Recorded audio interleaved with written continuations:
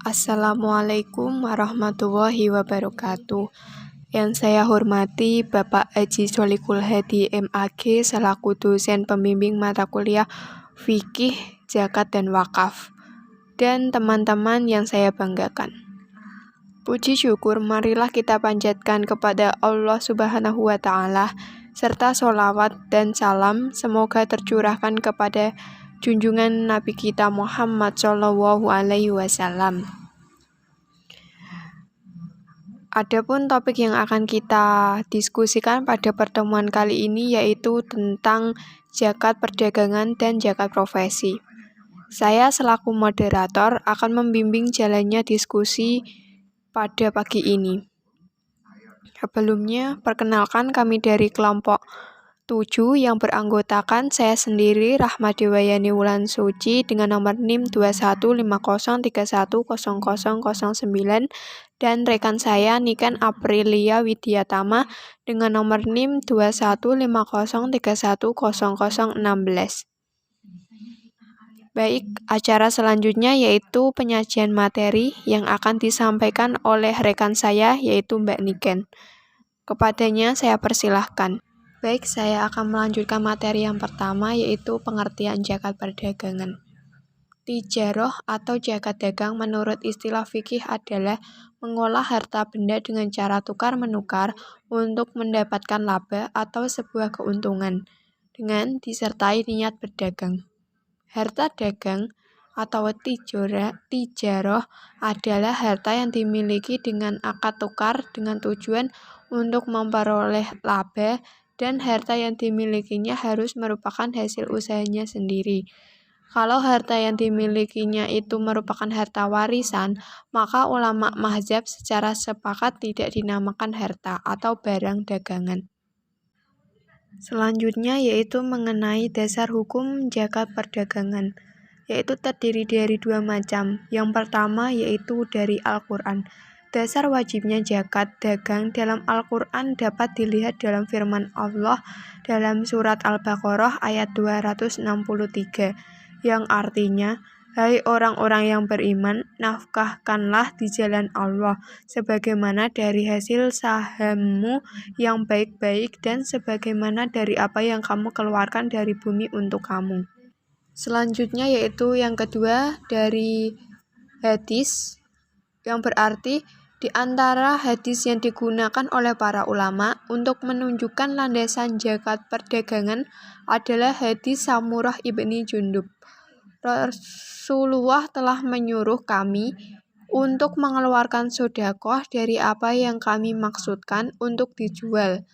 Setiap perintah berarti wajib dilaksanakan, karena yang dapat disimpulkan dari kata-kata memerintah kami adalah bahwa Nabi mengeluarkan ucapan beliau dalam bentuk perintah yang wajib untuk dilaksanakan. Kemudian materi selanjutnya yaitu nisab zakat dan kadar zakat perdagangan. Yang pertama, nisab zakat perdagangan. Nisab perdagangan senilai 85 gram emas murni sesuai dengan harga pasar pada waktu masuk kewajiban zakat dan berbeda dari waktu ke waktu, serta dari tempat lain ke lainnya. Diharus kesempurnaannya nisab pada akhir haul dan tidak dilihat pergerakan dan perubahan yang terjadi selama satu haul dari awal sampai akhirnya, sesuai dengan kaidah hauliyah dan independensi tahun zakat. Kemudian selanjutnya yaitu kadar zakat. Kadar zakat perdagangan adalah sebesar 2,5% jika berdasarkan tahun Hijriah atau 2,575% berdasarkan tahun Masehi. Baik, materi selanjutnya yaitu mengenai cara menghitung zakat perdagangan. Cara menghitung barang-barang dagangan menurut jumhur ulama adalah ketika mencapai haul, barang-barang dagangan hendaknya dihitung, baik disesuaikan dengan emas maupun dengan perak. Hal ini dimaksudkan dengan upaya ihtiyat agar kaum fakir tidak terabaikan. Sehingga dengan demikian yang dihitung bukan barang-barang yang dimiliki saat pembelian. Ketika barang dagangan telah mencapai haul dan nisab perak tetapi tidak mencapai nisab emas, barang dagangan tersebut dihitung sesuai dengan nisab perak. Hal ini dimaksudkan agar kaum fakir bisa mendapatkan harta zakat. Kendatipun harga barang dagangan yang disesuaikan dengan harga perak itu lebih sedikit dari nisabnya. Ketika barang dagangan tersebut telah mencapai nisab emas, maka perhitungan barang dagangan harus disesuaikan dengan nisabnya. Memasuki materi yang kedua yaitu zakat profesi. Zakat profesi merupakan zakat yang dikeluarkan atas pendapatan yang didapat dari profesi atau pekerjaan seseorang. Zakat profesi memang diwajibkan bagi setiap muslim yang memiliki penghasilan. Namun, apabila penghasilan yang didapatkan habis untuk memenuhi kebutuhan sehari-hari, maka gugur kewajibannya untuk mengeluarkan zakat.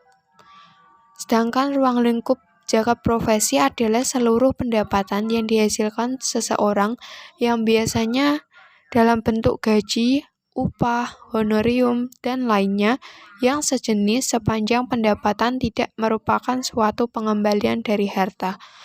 Contoh dari profesi yang dizakati yaitu seperti profesi dokter, profesi guru, profesi dosen, profesi pengacara, dan lain-lain. Untuk materi selanjutnya yaitu mengenai landasan hukum zakat profesi yang terdiri dari dua, yaitu yang pertama Al-Quran. Secara umum yang mengisyaratkan zakat profesi dan yang dapat dijadikan pertimbangan hukum yaitu Surat At-Taubah ayat 103. Yang artinya, ambillah zakat dari sebagian harta mereka, dengan zakat itu kamu membersihkan dan mensucikan mereka, dan berdoalah untuk mereka. Sesungguhnya doa kamu itu menjadi ketentraman jiwa bagi mereka, dan Allah Maha mendengar lagi Maha mengetahui. Quran Surat At-Taubah ayat 103. Selanjutnya yaitu yang kedua dari hadis. Adapun sunnah Nabi Shallallahu Alaihi Wasallam yang dapat dinilai sebagai dasar hukum mengukuhkan kewajiban zakat profesi adalah keumuman makna hadis. Antara lain hadis yang diriwayatkan oleh Imam Bukhari yang artinya setiap muslim wajib bersedekah. Lalu ada yang bertanya kepada Nabi, "Wahai Nabi Allah, bagaimana yang tidak berpunya?" Kemudian Nabi menjawab, "Bekerjalah untuk mendapatkan sesuatu bagi dirinya, lalu bersedekah." Lalu terdapat pertanyaan kembali, "Kalau tidak mempunyai pekerjaan, bagaimana?" Kemudian Nabi menjawab, "Kerjakan kebaikan dan tinggalkan keburukan. Hal itu merupakan sebuah sedekah." Hadis riwayat Imam Bukhari. Baik, materi selanjutnya yaitu mengenai nisab dan kadar zakat profesi. Nisab dari zakat profesi. Nisab adalah batasan minimal harta yang wajib dikenakan zakat, sehingga nisab zakat profesi sama dengan nisab zakat penghasilan, yaitu sebesar 85 gram emas per tahun. Kemudian kadar dari zakat profesi.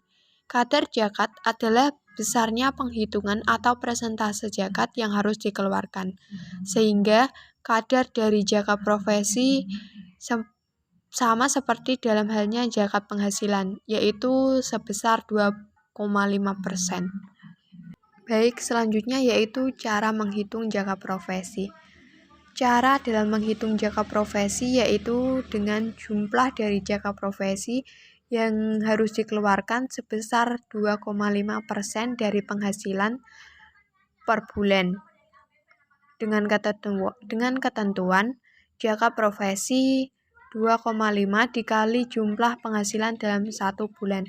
Artinya, zakat tersebut ditunaikan selama 1 bulan sekali, atau 2,5% dikali jumlah penghasilan selama 1 tahun atau 12 bulan, di mana zakat dikeluarkan selama 1 tahun sekali.